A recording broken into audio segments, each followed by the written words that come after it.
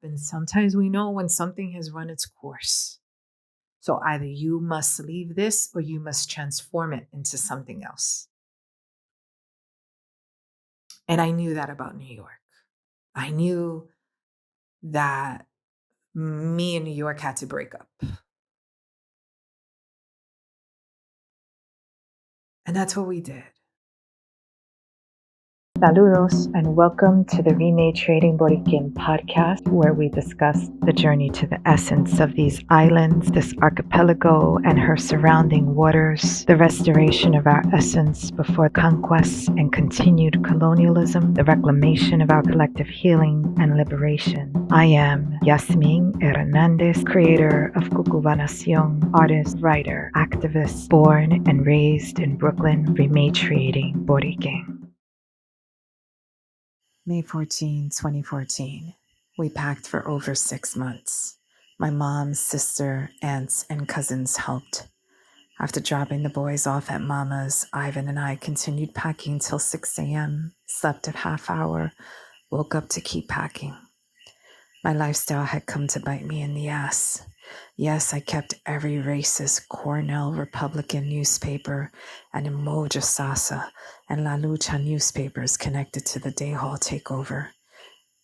Yes, we had every newspaper around September 11th, 2001, when Ivan brought home a leaf covered in ashes and a single sheet of paper with burnt edges that had floated down from the towers before he partook in that zombified death march commute by foot out of Lower Manhattan. Yes, I kept journals since I was 8 years old and every sketchbook since the age of 14. I have kept artwork since my portfolio for admission to LaGuardia High School. Yes, I have my own Puerto Rico archives full of mobilization flyers, images, articles, and books on freedom fighters, not to mention all sorts of baby things and baby toys for our 2 boys. No, when La Rosa del Monte rolled up with their big green truck, we were not ready. Shit still everywhere. As they packed furniture, the sofa I birthed Gabriel on, boxes magically multiplied in my studio. Frustrated, running behind schedule, they had to adjust a quote. We were sleep deprived, traumatized. When it was over, the place was a wreck. Stuff thrown everywhere, invaluable, sentimental things in the midst of chaos never made it into a box, unpacked, unsent. Defeated, I dropped into the sage plush glider chair where I nursed both boys. From this chair, I see the lace fan with dried orchids that our Colombian florist created for me to carry on our wedding day, still up on the wall, unpacked. This chair itself never made the cut, where I rocked still pregnant, reading stories to a baby still in my belly. The crib is gone. Gabriel's room, empty. The space between our rooms and the hallway where 2 wobbly boys would run laps giggling is silent, empty. Our home where we combated grief by crafting spaces of laughter and joy, stripped bare. Just like that, years of memories deconstructed, packed, taken away. I feel like the bride who didn't follow advice, staying too long at her wedding reception. To see all the decorations come down, the fluorescent lights come on, the stains on the ceiling, the damaged shitty tables revealed, with each tablecloth yanked. This apartment is no longer our home. We can no longer stay. Our stuff is on its way to a warehouse to be packed in a container and loaded onto a ship. We have no choice but to board a plane.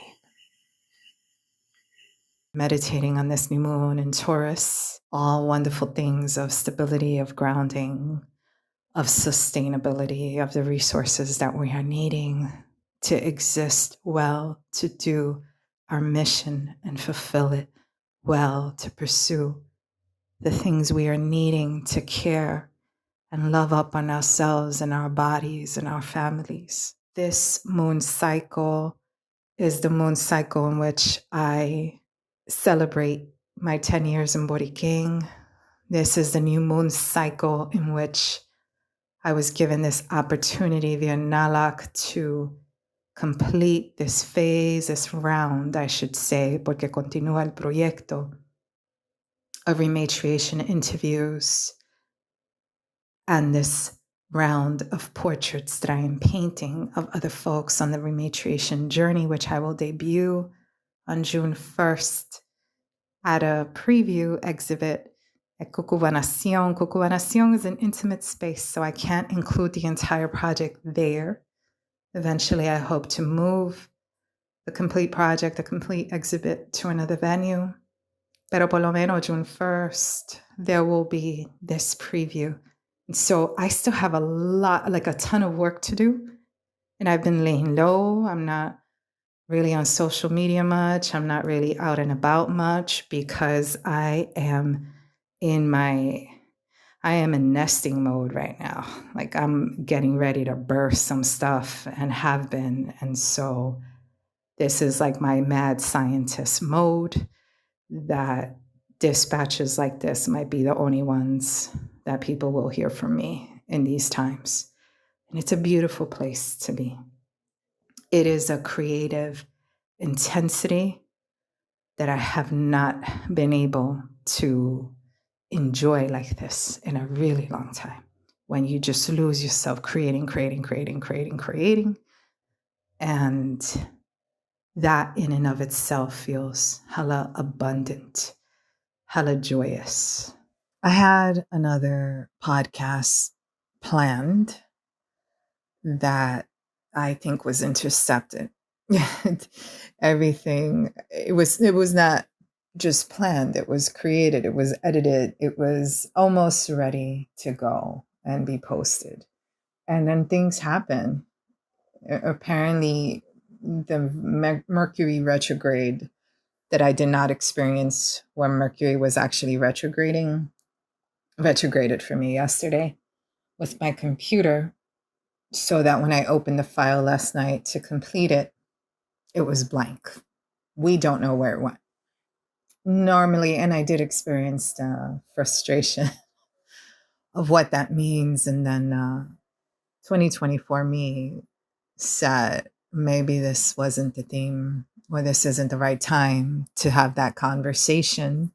And what I'm brought back to, I keep talking about this 10-year anniversary that we have, which is coming up next week.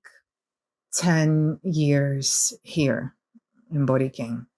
And so I am honoring this interception to say, all right, I'll talk about this conversation around push and pull. And I say push pull. What were the push pull factors, right? We always hear that around questions of migration and how people move and the decisions that would push them out of one place and pull them to another.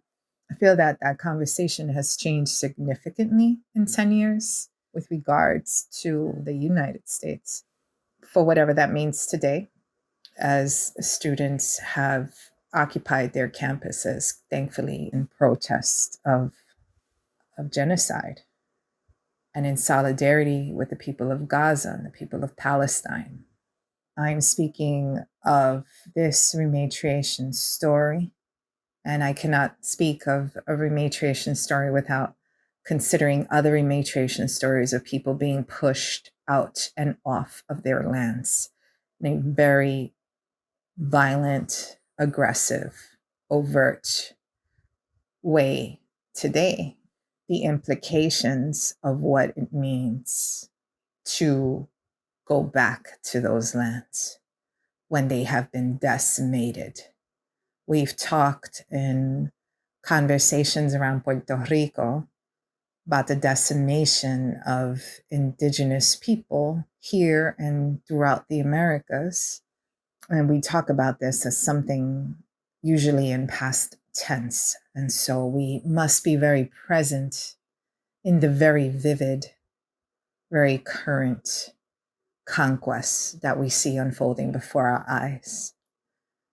We cannot speak of conquest within a context of 500 years ago when it's still a very present thing today.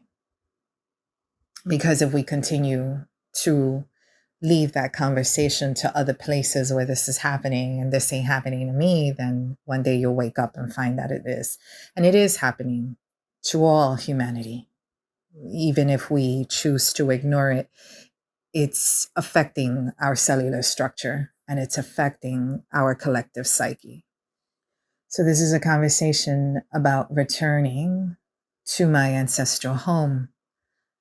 And I cannot do that at this moment, given the greater context of the world, without first acknowledging the gratitude of this possibility.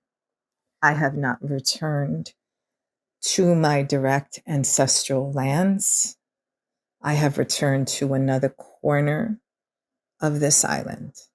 And I'm using return symbolically, acknowledging myself as a person who was born and raised in Brooklyn, returning to the island of Borikén that my parents were born on. I use return symbolically because I am acknowledging myself as a continuum of generations. I'm speaking for us as a collective. I am speaking biologically about my mom having been born here with all the eggs that she would need in her entire lifetime. And I was one of those eggs in her belly for the brief time as a baby that she was living here before being taken to New York by her parents, my grandparents, in 1950. Push factors. There was this strange isolation in New York that we were living when we had children, perhaps. We really had this understanding of how spread out New York City seemed to become. Having family in Jersey and friends living in Jersey and friends living, in the northern counties. And now all of a sudden the 5 boroughs were just spread, right? It just was, in order to see people moving around that city just felt so laborious all of a sudden, perhaps with children. Taking trains and buses and a Staten Island ferry, taking how many bridges and crossing how many bridges and tunnels to get to Jersey. And we just had this sense that we were always alone.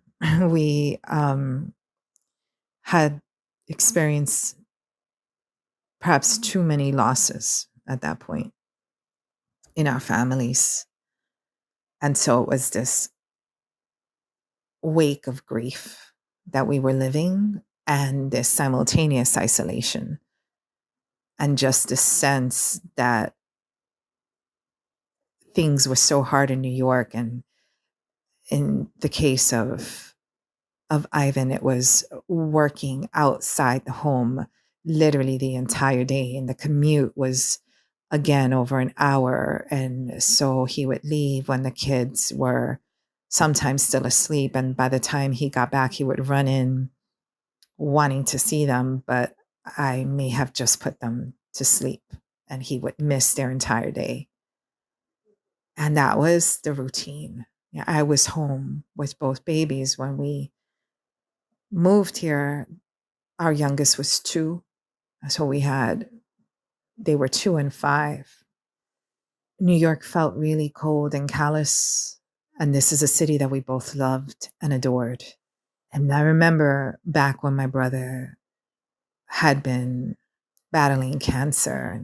And then I saw the movie Sicko by Michael Myers and felt like, damn, this country doesn't do much for its people. When you saw that part with the pregnant woman who was in France and they were sending like some tipa to her house to handle her chores or her laundry or whatever while she went out and did whatever she wanted to do, even if it was go to the gym or catch a movie or have time for herself or run errands or whatever. And just seeing that and just filled with this overwhelming sense that there was no love. Love was minimal, especially for people who were pregnant, for people who were battling for their health, which are two very different things, by the way, and should be two very different things, except too often the conditions that we live will turn our pregnancies into pathologies.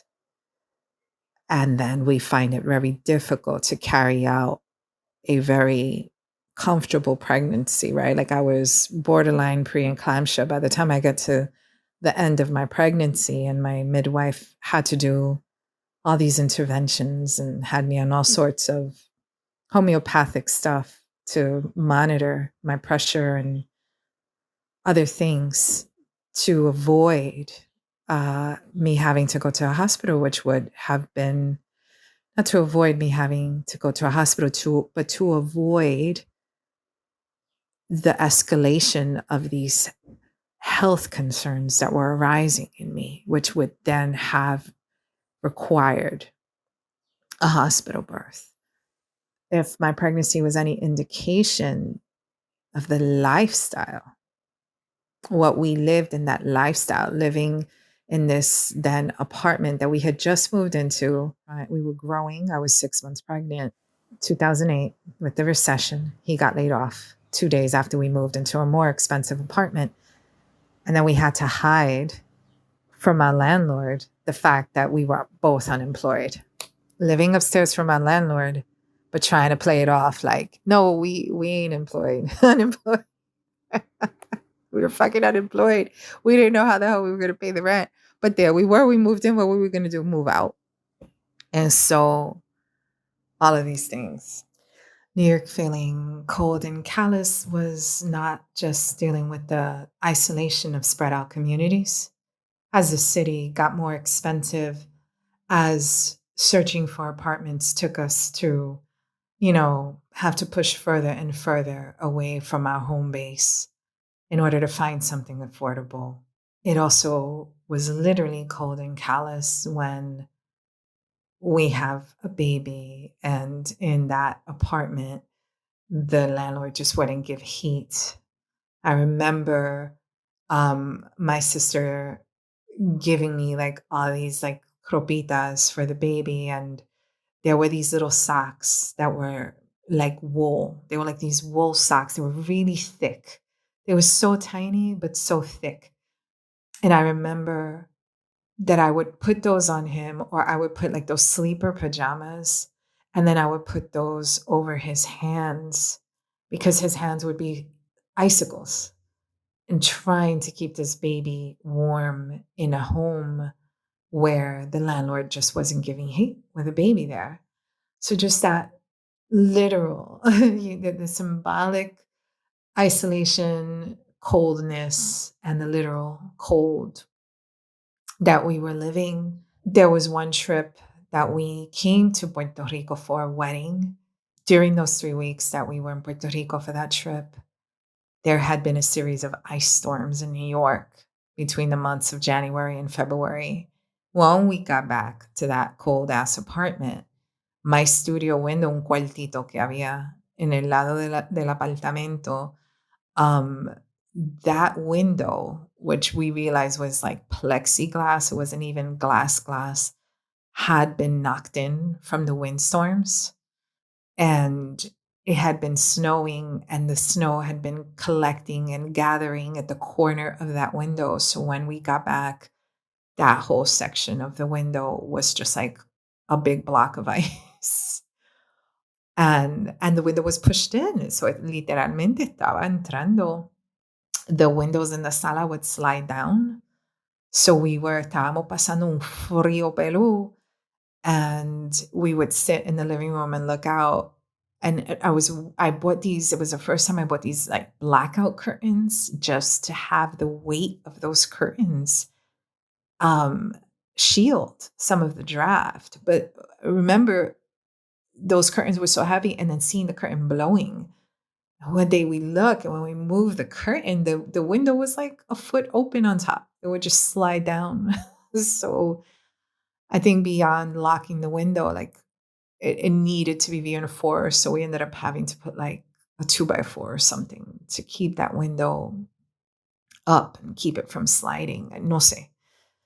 So those are little memories that I have about why it felt so hostile there and why,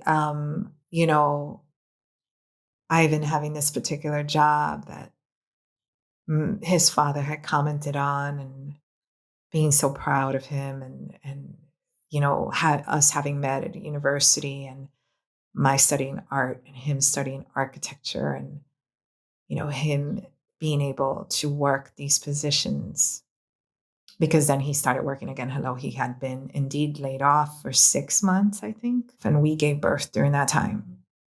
When he starts working again, and just this understanding that the energy that it sucked from you, and the life and the time that it sucked from you, and your lack of presence in your own babies' lives, and el lujo que los padres de uno piden, and the dream that we are told to pursue, this, I don't even want to call it what everybody else calls it right now. We got there and we weren't vibing with it. I didn't get there. I had some great opportunities as an artist, but I think that my political stance always kept me at a margin. So it was like, you can get your foot in the door and be here for a bit, but don't get too comfortable. Así es que yo me sentía. We just understood that the model and the mold that had been predetermined for us and crafted for us was not going to fly with us. And leaving had a lot to do with pursuing something that felt more authentically ours. There was a moment in which we had considered moving to Colombia because we just knew we wanted out. I had mentioned my brother earlier. I forgot to say that when my brother was battling cancer, like I knew that I wanted to leave after seeing that documentary, after knowing all the shit that I had lived as a pregnant person and like trying to get care. And the first place I was going for care was the Bronx Birthing Center. So I was living in Queens, traveling to the Bronx for like an hour and a half. That's like criminal for a woman who's pregnant to be on the train for so damn long, teniendo que hacer pipí in your first trimester, estando monta en trenes por más de una hora. It was just brutal. And so we kind of knew we wanted to be out, but I would say, well, I can't. My brother, right? Like I'm not going to leave. I need to spend as much time with my brother possible. And after his passing, it like dawned on me one day, like, you used to say you wouldn't leave because of your brother. Your brother left in a different way. And all of a sudden, I understood that I was free to go. That's what I believed at the time. I'm free to go. And I think that that's what planted the seed. And certainly the 2011 trip planted the seed further. It felt like a much more warm, literally community, not just in temperature, but just the fact that families with babies aren't treated like pariahs. It became very strange for us. I think that we didn't even really tell. And times that we would tell, I think that we were met with such or resistance or shock, or people wouldn't process it. Didn't necessarily get the sense that people were happy for us.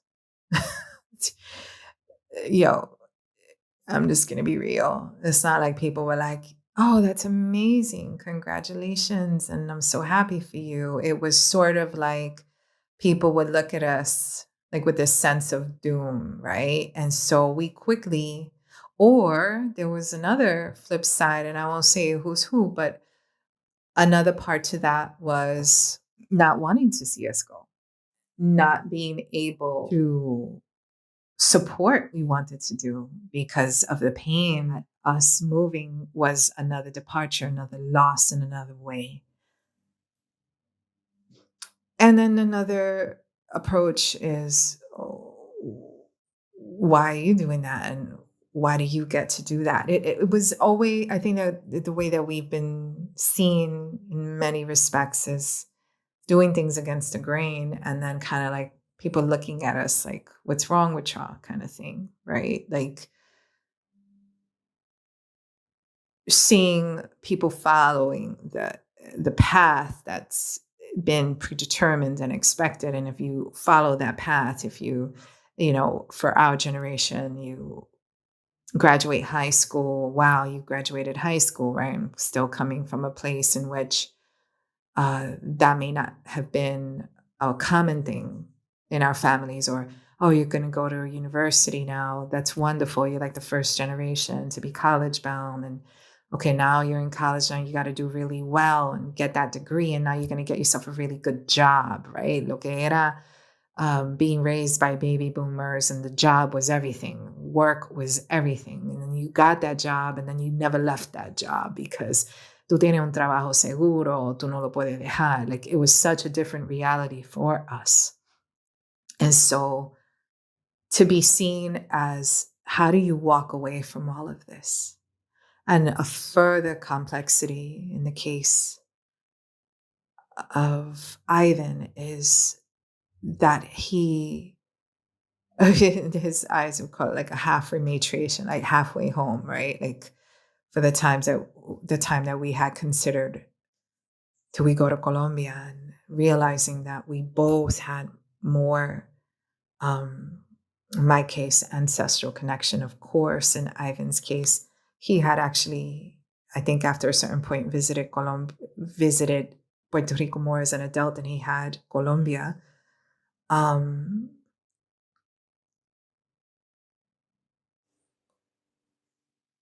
have a father who felt that he had sacrificed everything to leave his country, to go to New York, to give his family, his children a better life. And then here's the son saying, I'm leaving. This is a shock to the system. And that perspective was what other folks saw in terms of, how do you get to leave this? Es algo psicológico donde the United States is always presented as that ultimate destination. This is where you want to be. This is where your dreams are going to come true. And so then people take that on. And even if people have issues with the States, you'd be surprised at the folks that are most critical of the United States when you say, well, I'm going to leave this place. Then are like, but where are you going to go? But what are you going to do? But where are you going to work? It's like, so do you have issues with the space or do you not?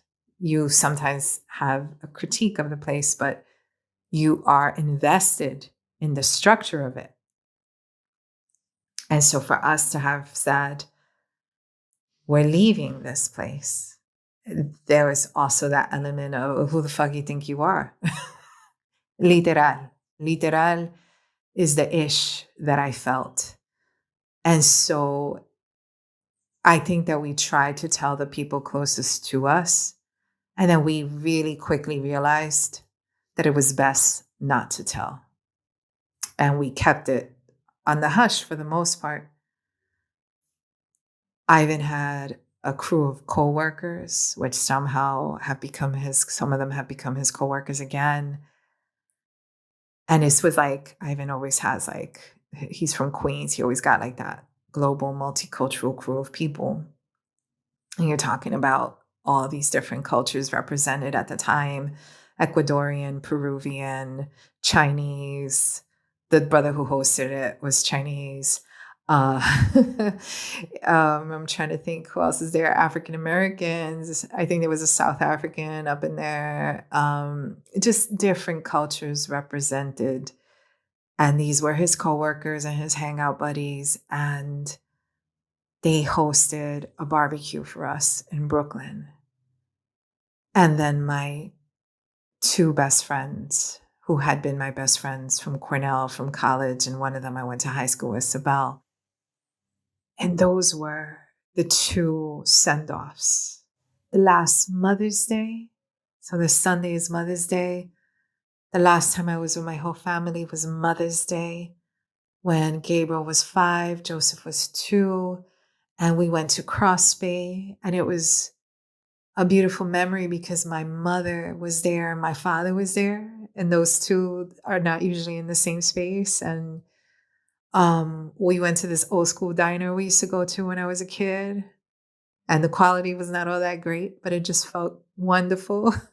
I hadn't been there in like decades, but it felt good to be in this nostalgic place. And then we went back to my mom's apartment in Brooklyn in East New York, and the kids were playing outside, and it was super cold, and the kids were running around outside. We went to the cemetery, visited my brother's grave.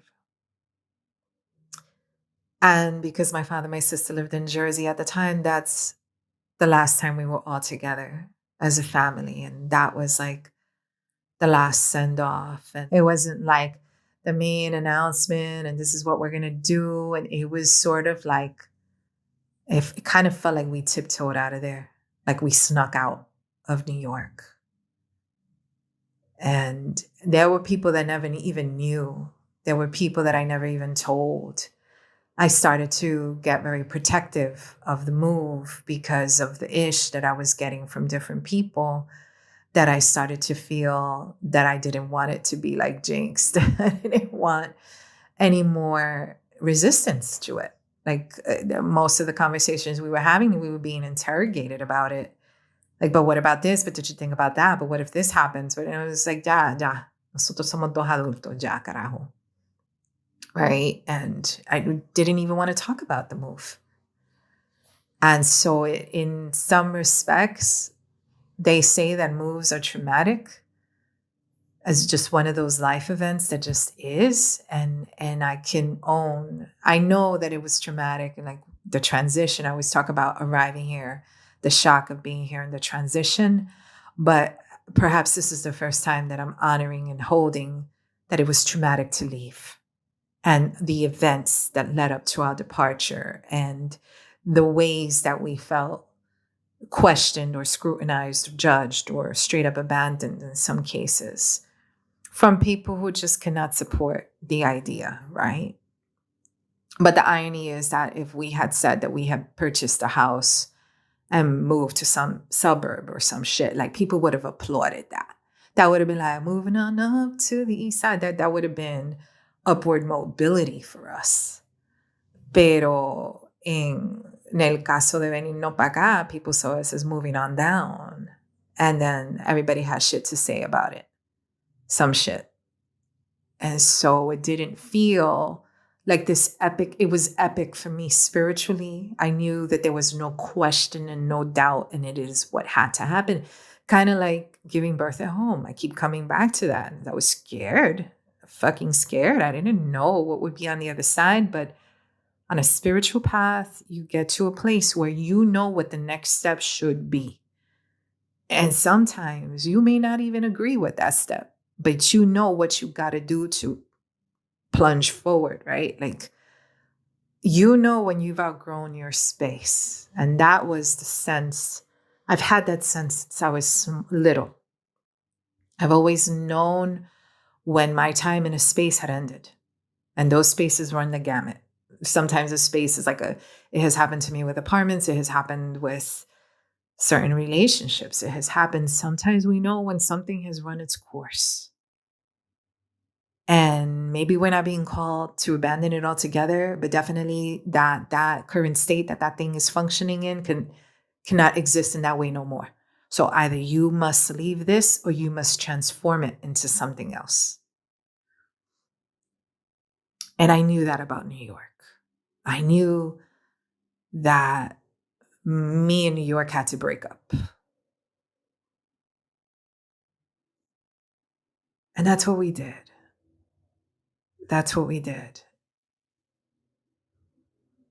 We packed our shit and we left. And so this is less of a reflection on the push and the pull. I think this has been more on the reflection of what pushed us out. And even then, this is like a little morsel of what that was, because some of the shit that we lived there, some of the things that sent us running are just too even big or deep to discuss here. And with regards to rematriation and bringing my parents or my ancestors back or making this return for them, sometimes it's not epic. Sometimes you don't arrive and aren't received with applause or a welcoming committee. But that doesn't mean that there wasn't a welcoming committee, perhaps, who waited for us and received us that day in the Aguadilla airport were my ancestors thanking me for something that they themselves were not able to do in vida. And so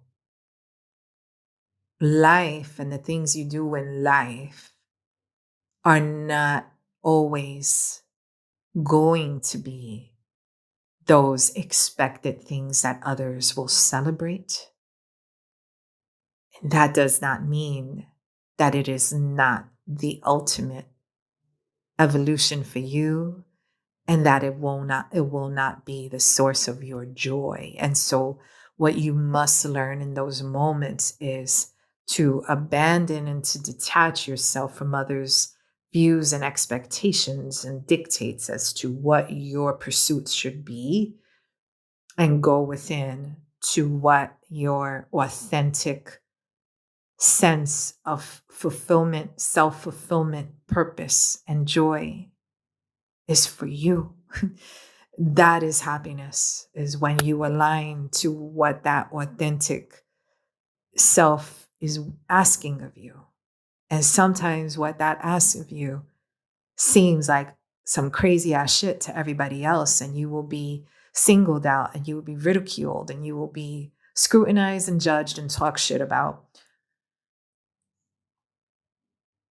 And yet you know that your heart is like, you got to do this though.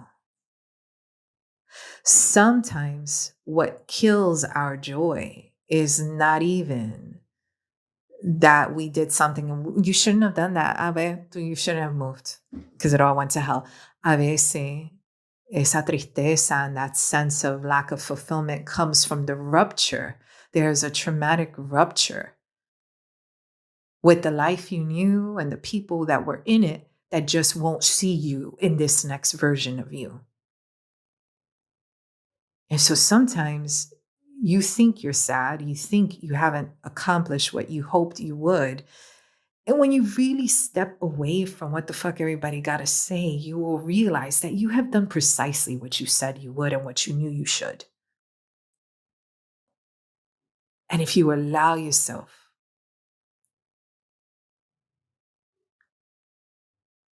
to not resist that rupture, you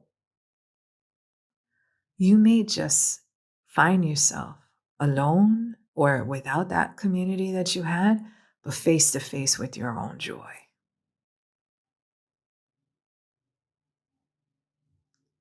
Rematriation at best for me has been a practice in throwing all the programming away. At least sifting through it, tossing shit that don't work, crumbling the shit that just really got me all confused, and sorting through what is there to be salvaged. What was that stuff hidden beneath, down in the abyss that we never got to see because they hid it, because they suppressed it, because they didn't want us to find it. That cofre in the back of your parents' closet with all the family secrets that will liberate your ass. Though that is what my interest has been. No es lo que me están diciendo, no lo que me están exigiendo, ni lo que me están imponiendo. What is that stuff that I need to discover and find out for myself, or recover, or save, or salvage, so that the way that I am moving, the way that I am living and loving are more aligned to who I am and my actual essence versus following the dictates of what everyone thinks and says. Especially when that everyone may mostly be the colonizer, whose entire structure has been designed with my demise in mind. Why would I follow that?